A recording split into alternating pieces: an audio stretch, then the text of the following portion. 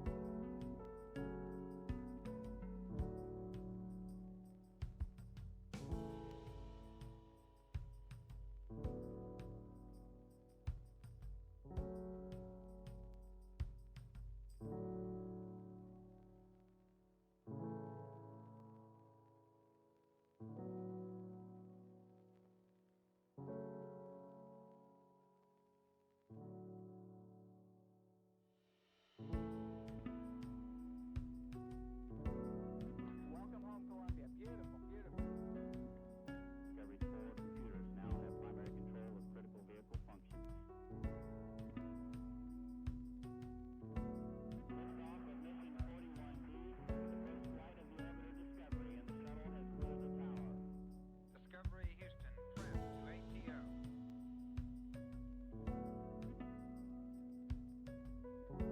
Nice to be in orbit.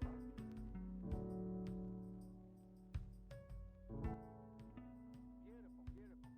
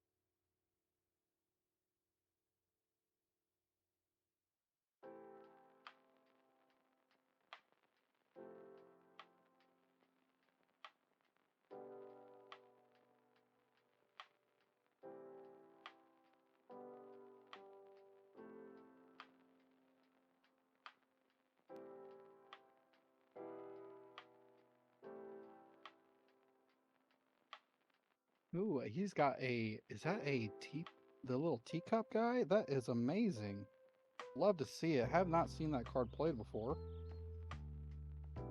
We always like to see ingenuity from our players.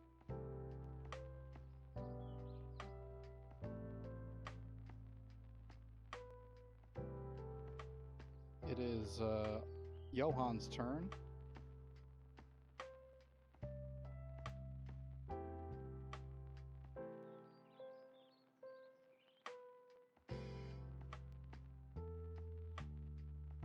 Johan with a mini, passing over to Theo. Cast out a rabbit to get that draw.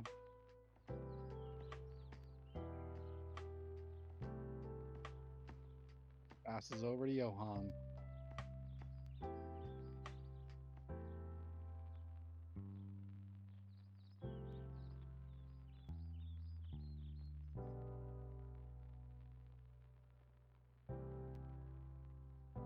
Trying to decide what to do.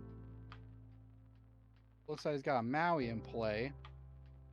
May not want to use that Maui to take out that Maleficent, but never a bad play. Ink's a goat. Oh, and there goes that Maui that we saw in hand, and he decides to go with that line of play. Using the Mini and the Maleficent to lure up. We talked about this last game, but that Maui just so strong to be able to come out with that Rush 6/5. Plus it's inkable, making it such a great viable card. Using that rabbit to gain lore. Doesn't mind if it gets killed. Or banished, I mean. He popped the rabbit back. Did not see him draw. We have... he's looking here with what card to play next.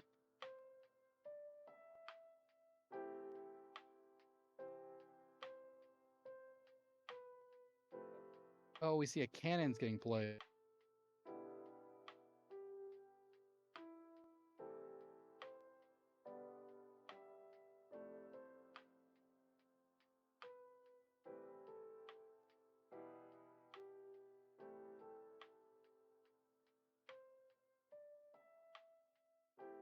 Names updated for y'all there on the stream. You see Johan on the left and Theo on the right.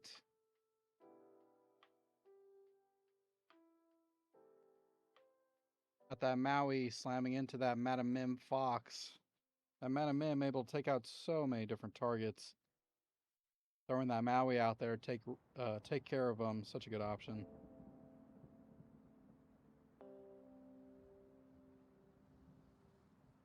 See a little Captain Hook here.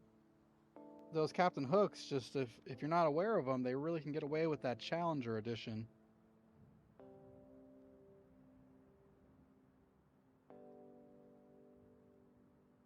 Board clear on Johan's side, passing it over to Theo.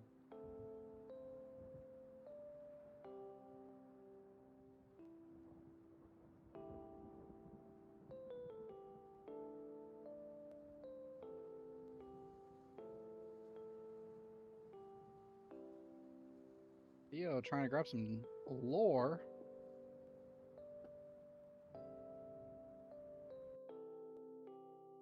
Thinking about his next play. Ooh, he does a Yzma. Which we have interesting, he picked up the card that he exiled and put it in his hand. Not sure if the judge will call that or not.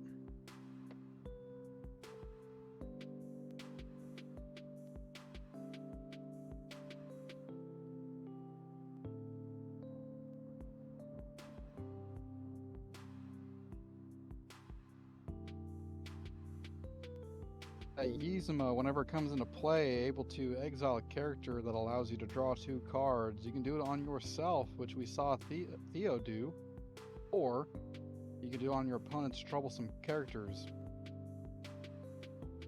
There's a Yzma for reference.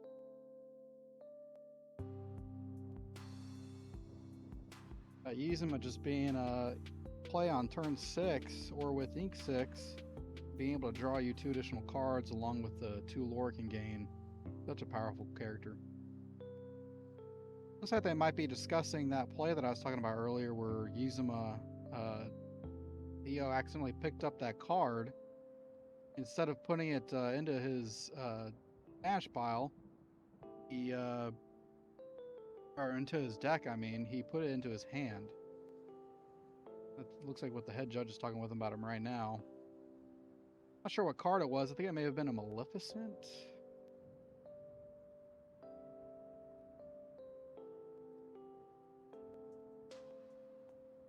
That must be our head judge there talking about it with them, though.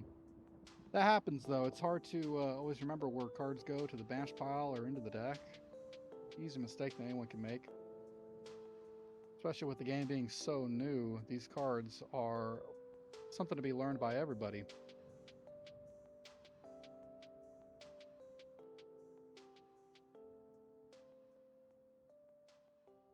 We have not seen a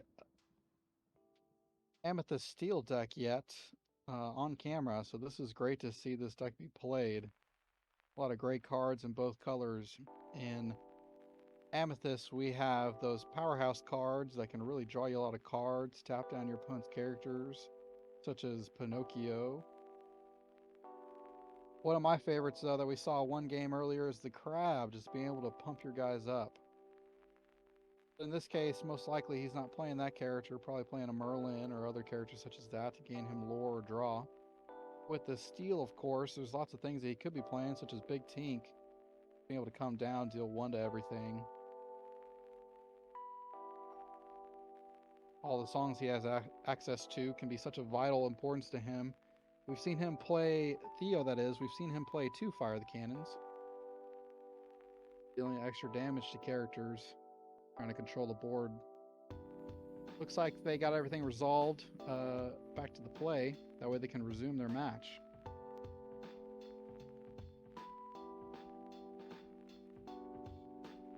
And like I said, Theo over here playing that Merlin Goat.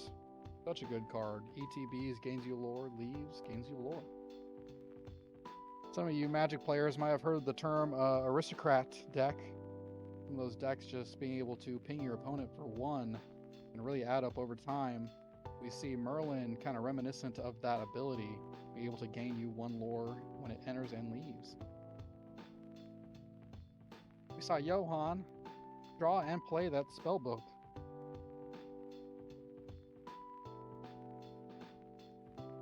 That was his play for the turn, gaining him 1 lore up to 5, facing Theo with 10 lore. Johan playing red, we may see a Be Prepared coming down next turn to try to save him a little bit of time. Oh, and this is a great play. This is the reason why in set 1, Beast was such a powerful card. We get these 3 drops now from the movie Raya the Dragon.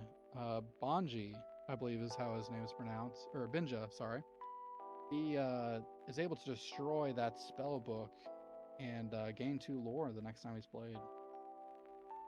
Johan here with a Lady Tremaine taking out 1 card. Theo chooses to let that card be the goat, so that way he can gain a lore. Lady Tremaine's such a powerful character, being a 3/4 with 2. Just could not come back. What a great sport. Johan decided to show his hand to his opponent. Those 2 Be Prepareds in hand, just so powerful. Looked like he could not get to the ink needed to be able to cast those cards. Looks like he's talking strategy with his opponent, playing that big Elsa that we saw so often in set 1. Just not able to play, get to 7 to 8 lore. What a different game this could have turned out to be if he could have got there.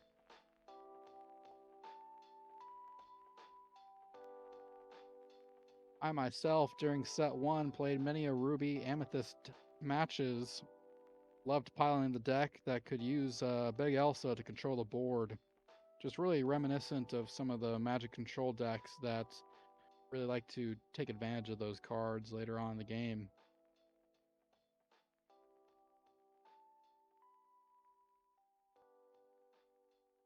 As we're going into game 2 of round 4, I want to thank everyone for coming out today and watching the Crimson Lion Games 1K Lorcana tournament here in Texas.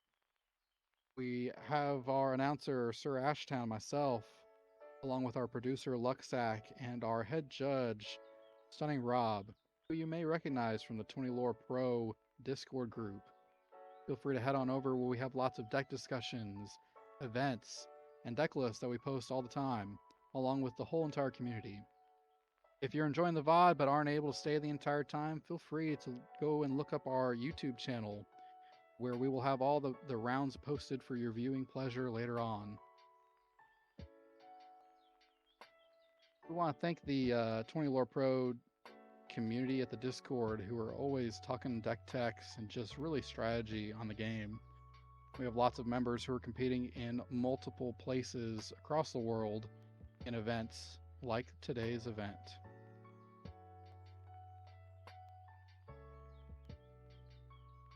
I also just want to say I really enjoy Theo's sleeves.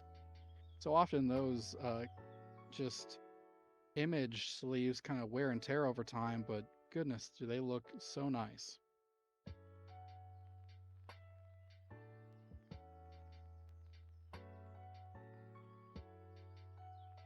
Players deciding what they want to keep. It's I've had this conversation many times that should Lorcana be like some other TCGs that only have game 1 and that's it. Lots of debate to be had about that fact, but go into game 2 does have a lot of skill involved on what type of hand you decide to keep, what cards you put away, based on what you're playing against. Someone who's playing Ruby Amethyst, they might decide to keep quicker hands that have low drop characters that can't quite be taken out by those 4 cannons that we saw last game by Theo, instead of playing a more mid-range to late game.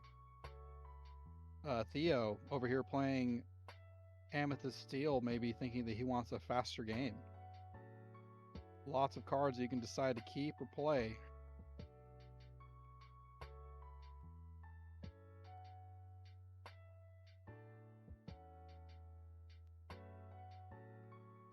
Looks like Johan has decided on his hand while Theo's shuffling.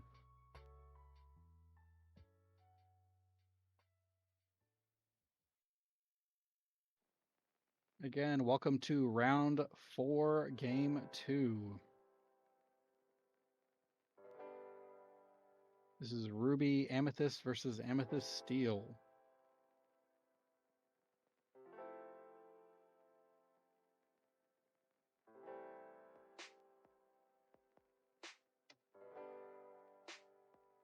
With Theo having won the last game, it looks like Johan will be on the play. Decides to ink one of those big 9-drop Maleficent Dragons.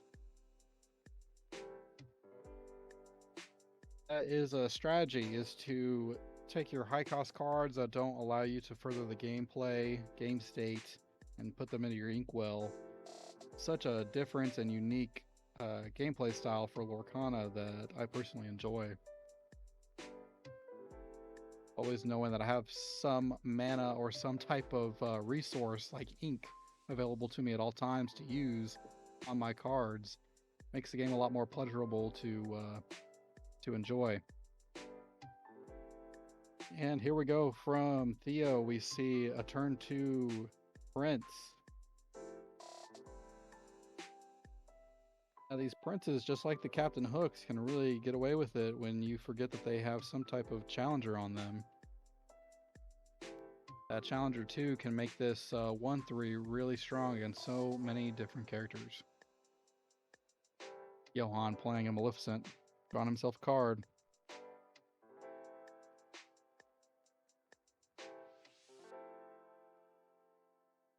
Playing a little Tinkerbell. As we saw from Theo, sometimes it can be so hard to remember to show your opponent what you're inking. I've done that so many times myself. You get into the routine of playing and you forget to flip your card for your opponent to see. We see a little Tink here who can easily shift later on into the big Tink. Tinkerbell being able to draw and discard if you so choose.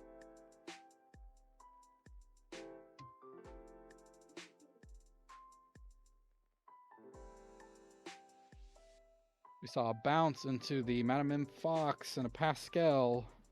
No targets for that Madame M Fox though. Madam Mim just being so aggressive with that 4-3 rush easily can take out problematic cards, especially against more aggro decks. Pascal gaining that evasive with having that Madam Mim on board makes him a hard target to get rid of.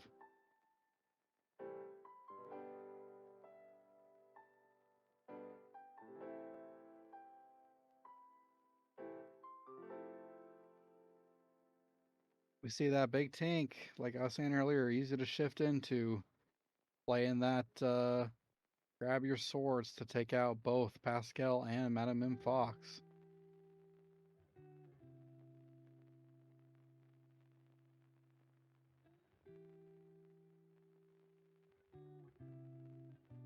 Ooh, and a strong play comeback from Johan to take out that Tinkerbell.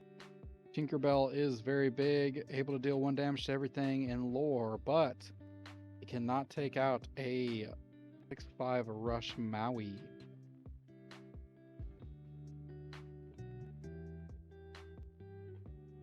With that Maui having damage though, this Prince is looking strong to be able to banish that character. Theo with the rabbit trying to gain some more card advantage. Something we've seen so much from the Amethyst players, being able to draw every time that rabbit enters and leaves. And like I said, that Prince going over there using that challenger power to take out that Maui.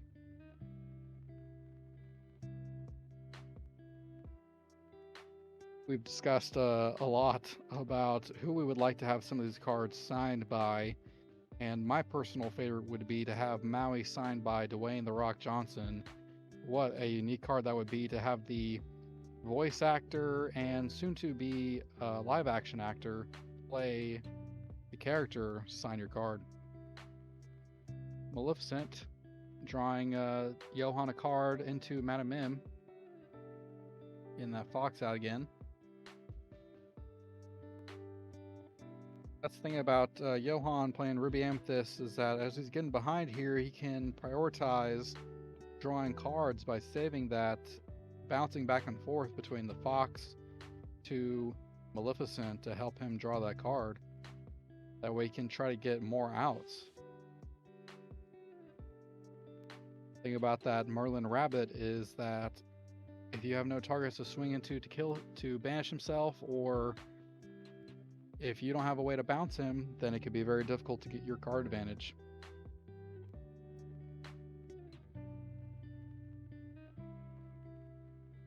Theo opting to lore and play Yzma. That is again a great way to get rid of that rabbit, like we were discussing. Yzma just being able to put your own card back into the deck. That way you can draw two.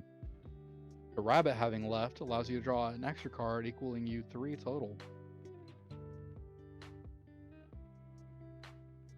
Always a present danger though, playing against Ruby, of a Lady Tremaine coming down and dashing all your hopes of a good Yzma. Can't quite see all of Johan's hand, but we see Spellbook. And a Be Prepared. 2 Be Prepareds. That is strong. That Maleficent that we saw earlier drawing him a card.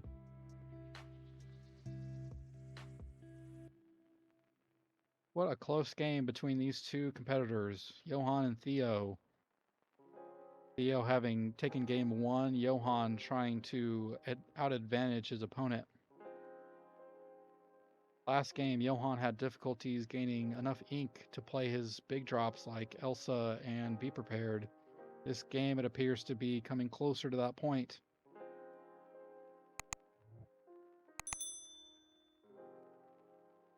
Theo on the play that Yzma did survive, allowing him to lure up for 2. Followed by a Madam Mim Fox. Using that Fox to bounce that Yzma back allows him the ability to possibly draw more cards in the future or get rid of something that's extremely strong, like possibly that 8-drop Elsa we've seen. Choose to trade Foxes, all by a Tink. Again, these small Tinkerbells Being able to have a little bit of draw, a little bit of cycling, also gives you the opportunity to save some of your ink. That way you can shift into a big Tinkerbell. I've seen some of these players today who have been low on ink use that Tinkerbell to shift into the large Tinker.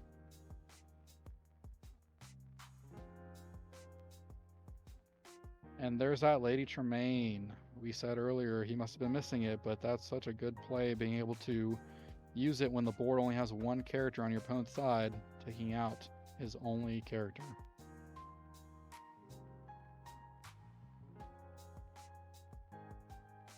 Johan thinking. I'm sorry, Theo thinking. Did not see what he revealed, but he does play a beast. Followed by Benja. Beast, such a strong card in these steel decks, being able to draw a card every upkeep.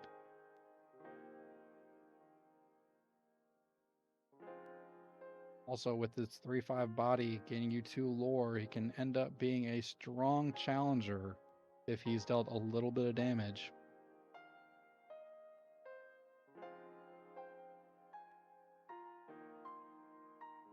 We've been talking about this game earlier, but here's that small Tinkerbell for you to see, that draw then discard 2/4.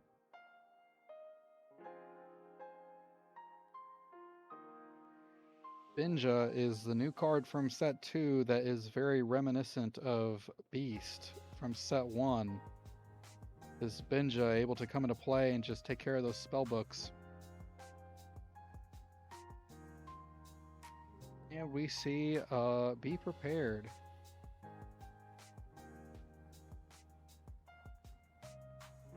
I must be mistaken. We saw, yes, we did see Be Prepared. I apologize. Trying to gain more cards.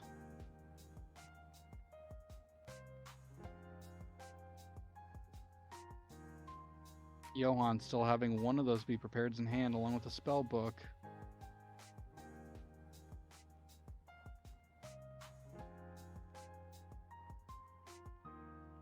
With the rabbit, more card draw.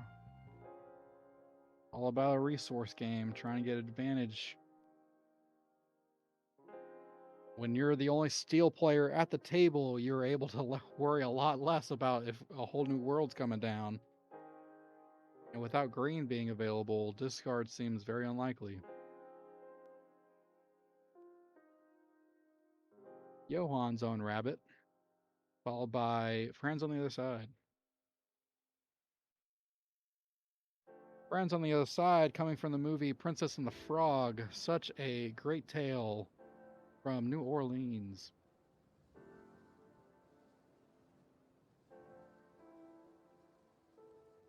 Also, the voice actor for Dr. Facilier, such a good voice actor.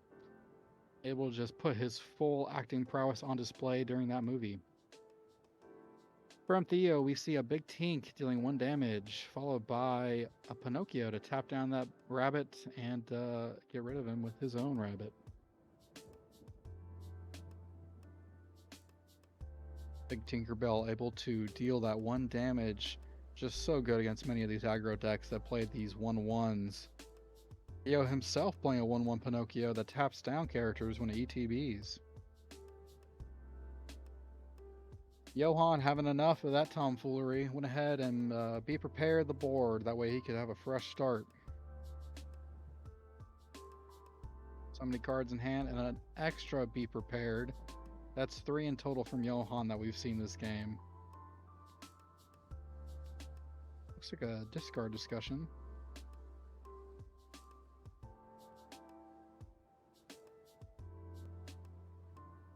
I almost thought for a moment that Theo didn't have a hand, but we've seen him draw so much that's over there just off camera.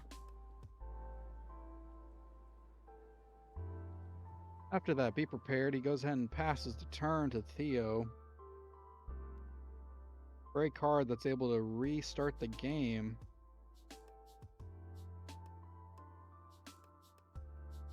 Into Maleficence that we've seen from both players, being able to draw cards. Followed by a Madame Mim Snake. Again, wanting to save the resources, that way he's able to draw later on during another play. Madam Mim Snake being a 3/3 bodied character that searches for 1 lore, it is such a good challenger for so many of the cards played in these decks. Replaying that Maleficent to draw him more cards.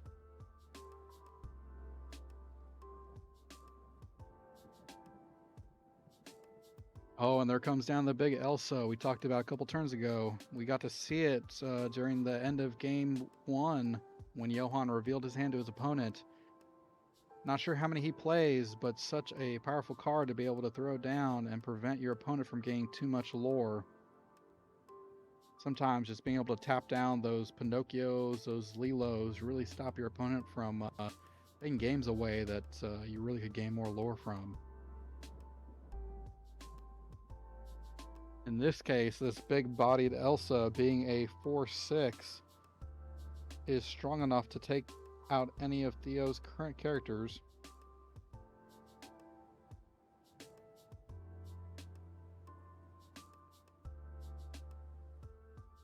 Here's that Elsa for you to see. Getting tapped down by a Pinocchio. Followed by a fox who may be out to get the hen house with that Elsa. Sure enough, it banishes Elsa. Due to the crab giving it the additional +3 on Challenger. That's some secret tech that I've mentioned earlier. You have a Madam M Fox out, 4/3, such a strong card already. You tap down a character with Pinocchio, and then if you're able to follow it up with a play like Merlin Crab, you're able to give any of your characters +3, turning that Madam M 4/3 Fox into a 7/3. Such a strong character, able to take out that 4/6 Elsa before it can gain any of that lore. See another Be Prepared from Johan, not wanting to deal with all those characters. Plays out a mini.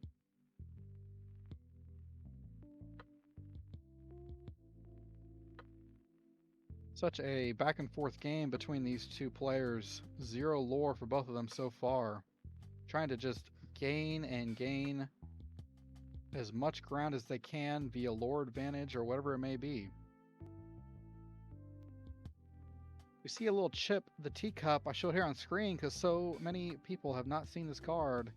What a powerful 1-drop, 2/2 body, able to be banished to the player's deck via Yzma, allowing him to draw 2 cards.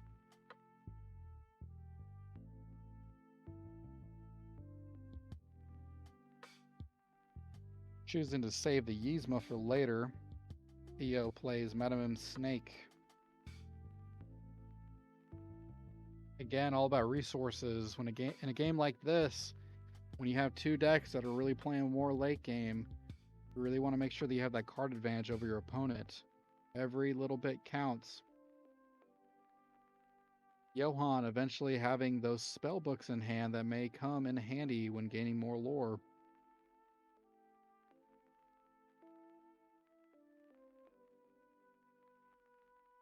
And there goes down Johan's spellbook.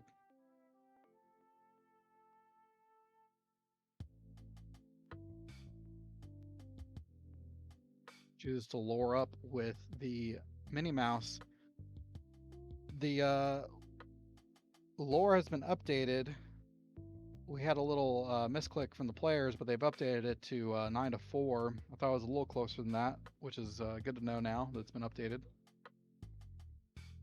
Sometimes the reset button is too close on that app, but we're able to get that fixed. Mini Madam Mim Fox versus Madam Mim Snake, taking each other out. You put that Pinocchio back in the deck, upside down. It's just so easy to play that Yzma, that way you can draw more cards. Yzma going down on some people's decks to from 4 to 3 to possibly even 2. Seeing less and less play, but card advantage here today for Theo has been really great. Followed by another teacup.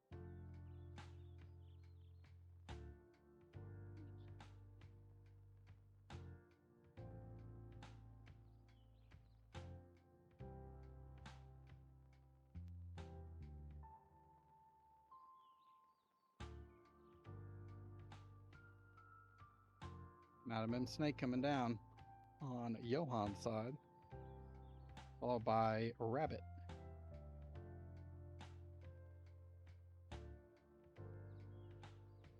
A second spell book for Johan. This could spell trouble for Theo as the turns get later and later in this game. These spell books really pay off. Thankfully, Theo is playing Binja in his deck.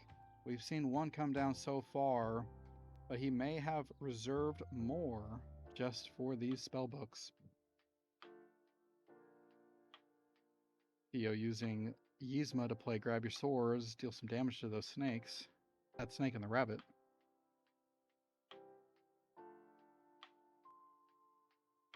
Debating whether or not to use this teacup to lure, chooses to. Teacup being a 2/2, not a bad target to be bounced. Chooses to bounce the Yzma, that way he can have more card advantage. In this lane of the game, players start thinking, how many cards are left in my deck? Am I going to be able to draw enough for it's going to be too late? Again, the poor little chipped teacup, seeing the deck. Yzma needing to draw with it. The little cup serving his purpose. What a little brave cup it is.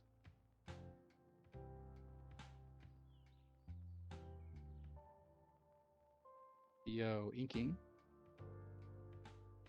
Plays another teacup.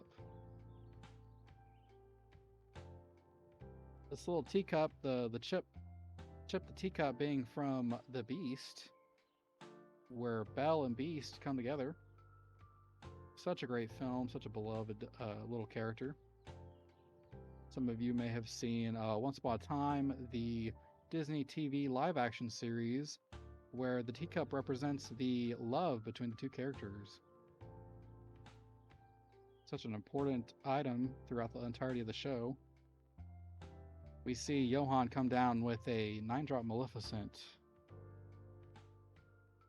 It's at that stage in the game where we're playing these 9-drops that are really able to have targeted removal against cards like Yzma.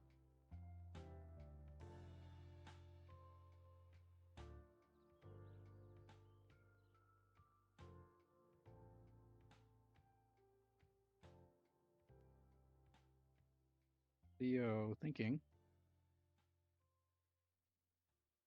He's at a tough spot here with 13 lore. Looking down with Johan having 13, himself having 5. 2 spell books on board. He knows he's getting 2 lore a turn. He looks at his hand, looks at the board, says that's it. He's had enough.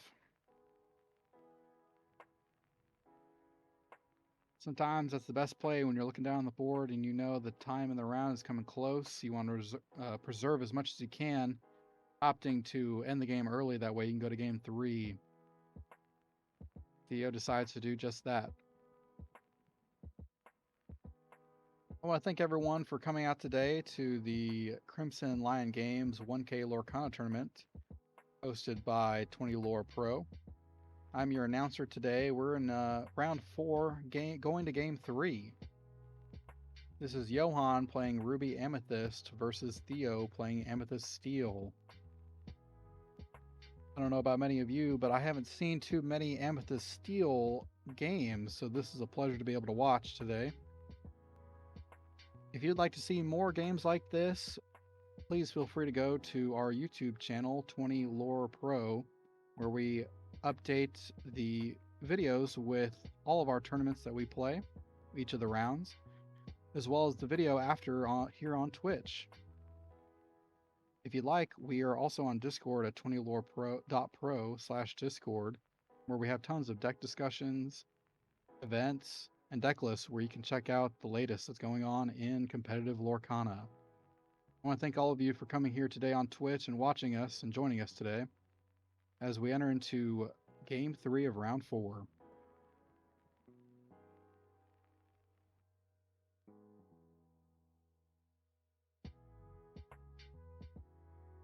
Interestingly enough, I've seen some of these Ruby Amethyst deck start to run one or two of these Ursulas. Such a strong card that they opt to play instead of Yzma. Yzma being more of that draw two, getting rid of one of your characters or possibly your opponents. We saw tons of Ursulas during the first chapter from Ruby Amethyst deck. Always trying to see if those players can't fit it in. Going first, we see Theo with Captain. Talked about this before, but this Captain can just really get away from you with its Challenger.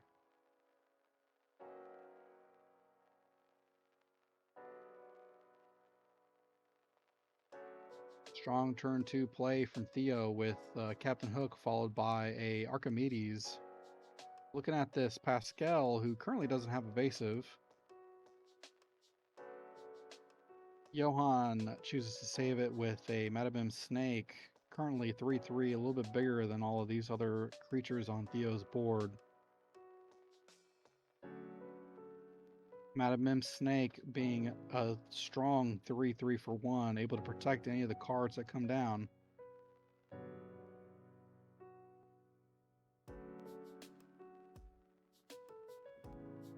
Theo choosing to use that Archimedes and the Captains to gain some more lore, get ahead. Trying to play more of what looks to be an aggressive play, aggro. Having watched the last game go to where Johan was able to get enough ink to play those Be Prepareds and Elsas. Johan chooses to ink, followed by that Fox. Chose not to attack.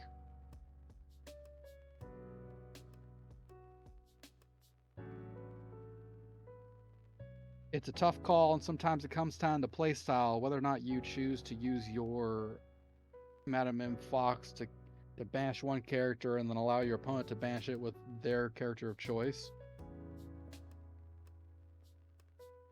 Theo following up his play with a Captain Hook that lures into a Madam M Fox. This game has been a lot faster than the previous games.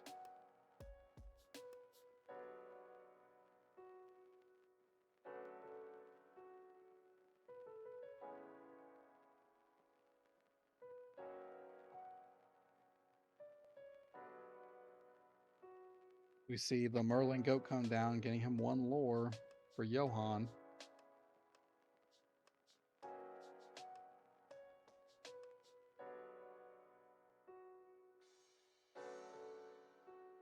Maleficent drawing Theo a card, trying to get all of these characters out as early as he can before it is too late.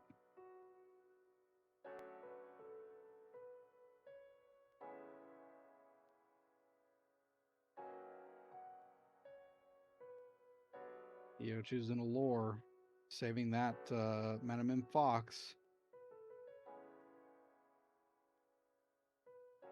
We get a little glimpse of Johan's hand. We see that he inks a Madam M Fox into with a Maui in hand still. Choose to go the goat route.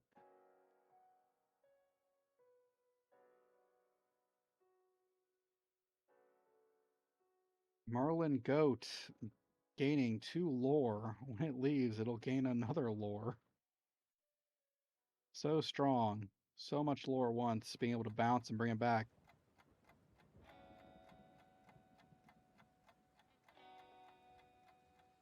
That Challenger coming into play, getting rid of that goat.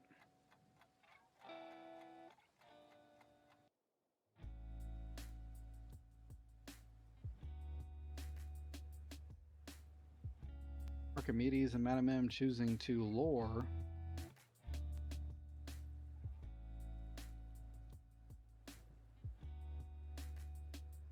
Lots of characters on board. Theo feels safe having gone first, knowing that he's got a little bit of time before Johann can get up enough to play Be Prepared if he's got one in hand.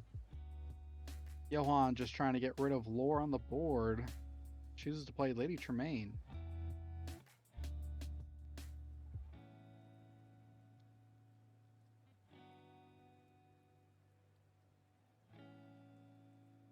Theo with a grab your swords and a cannons to get rid of the Lady Tremaine that'll go for 2 lore and the goat, using his Cusco.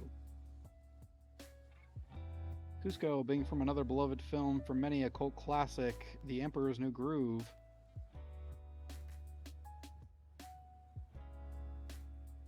Seems like Theo has found his groove this match, as he has been racing to get lore until, like we just saw, Johann's Be Prepared. Tinkerbell followed by the Chipped Cup.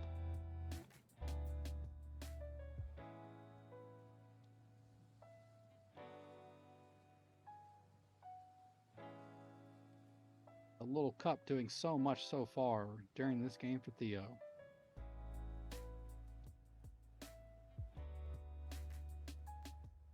I believe that's Johann's 3rd goat.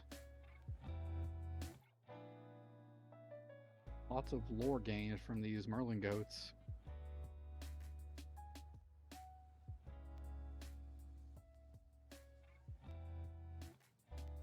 Theo trying to strategize, think about what the best play is. If you put out too many characters at once, you leave up options and decisions for Johann to be prepared, if he has it.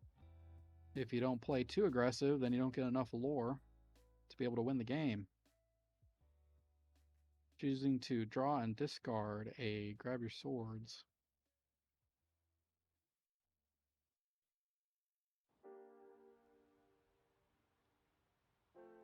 Ooh, giving that crab to the cup challenger. When crab enters, it gives a character +3. When it leaves, it gives a character +3. Such a strong combination.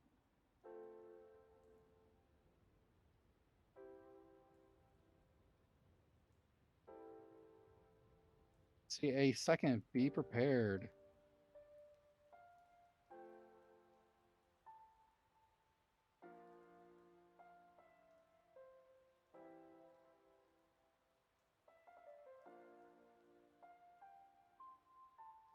We see a Lady Tremaine followed by the Queen, the small one. I believe this one has Reckless. Oh, no, it has Rush.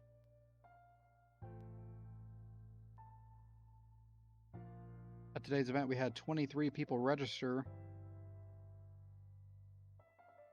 We'll play 5 rounds and then cut the top 8. Johann playing that Madame M Snake after using to lore with the Tremaine. Plays it again to wipe out Theo's board.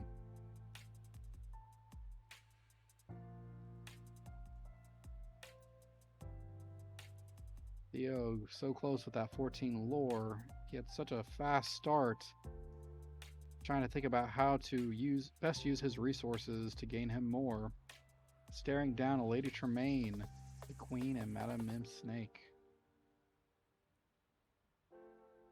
That Lady Tremaine just being that 3-4 with the getting 2 lore.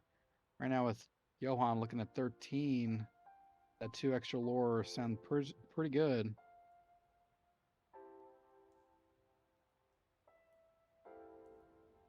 Theo opting to draw 2 with this Yzma after returning a character to his deck.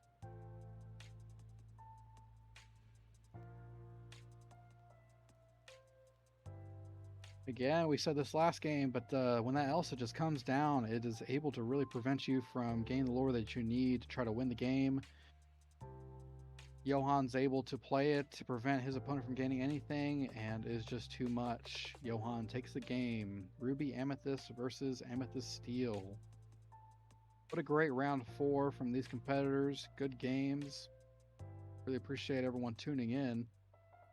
We have one more round in the Swiss, and then we will cut the top 8. I want to thank everyone for joining us today here on Twitch. we'll have this video uploaded to YouTube later on in the week. Feel free to check out all the rest of the matches if you're not able to make it to them all. As well as Twitch, we'll have the VOD here later on. If you like today's decks, feel free to check them out at 20lore.pro. We'll have them on our Discord group where we have tons of deck discussions, deck lists, as well as events that we post all the time. Again, my name is SirAshtown. I'm your announcer for today. We want to thank Crimson Lion Games for hosting today's 1K Lorcana tournament, our head judge, Stunning Rob, for judging for us, and our producer behind the scenes, Luxac, for all of his hard work. Thank you all so much for tuning in. We will catch y'all and be right back for round 5. Thank you for watching today's video. Be sure to check out our YouTube channel for the rest of the tournament rounds and other Lorcana related videos. Hope you enjoyed, and we'll see you in the next video.